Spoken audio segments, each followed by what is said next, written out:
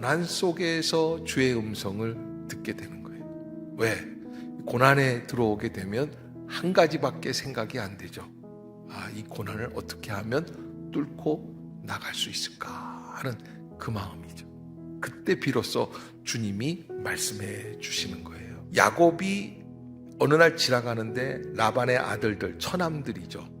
얘기를 하는데 뭐라고 그러냐면, 야곱이 우리 아버지의 소유를 다 빼앗고 아버지의 소유로 말미암아 이 모든 재산을 모았다, 이렇게 얘기를 해요. 이제 사위로, 참 선한 사위로 인정을 받으려고 그러는데 인정받았어요? 못 받았어요?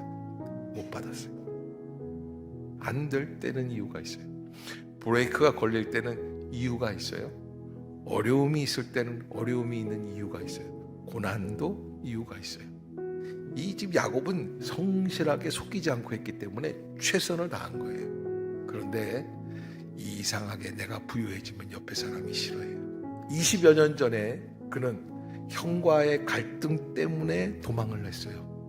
근데 이제는 장인과의 갈등으로 인해서 다시 또 어떻게 해야 돼요? 또 도망가야 돼요. 도망자의 삶. 도망자에게 있어서 가장 어려운 고난은 뭔 줄 아세요? 더 이상 여기 있을 수 없다는 거예요. 야곱이 그로 인해서 형제들과의 불화로 인해서 거기를 떠나서 도망가야 될 위기가 점점 다가오고 있습니다. 하나님은 그 고난의 시간에 찾아오십니다. 고난의 시간을 통해서 주님이 비로소 말씀해 주신다. 그러면 어떻게 합니까? 이 고난을 통해서 우리가 한 가지, 이때 나는 무슨 말씀을 들어야 할까? 고난이 끊어지지 않는 것은 하나님이 바뀌라고 말씀을 하시는 거예요. 하나님께서 왜 나를 인도해 주시는지를 알아야 돼요. 깨달음이 있어야지 돼요. 그래서 태도가 바뀌고 언어가 바뀌고 생각이 바뀌고, 따스한 봄 같은 날을 주시다가 차가운 겨울을 주실 때가 있어요. 인생의 고난의 시간이라고 생각할 때 그 고난을 고난으로 생각하지 말아야 됩니다. 믿음의 사람들은 고난을 바라보는 눈이 달라야지 됩니다. 야곱도 그렇잖아요. 20여 년 전에 도망해서 왔어요. 근데 이 하란 성에서 다시 도망해서 가야지 돼요.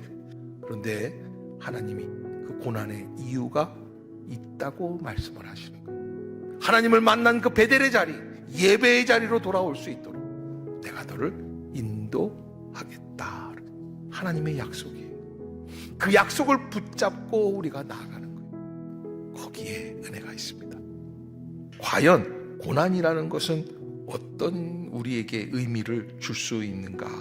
하나님은 야곱은 잊어버렸어요. 베델의 약속을 잊어버렸습니다. 하나님의 약속하신 땅으로 돌아가야 되는 사실도 잊어먹고 있습니다.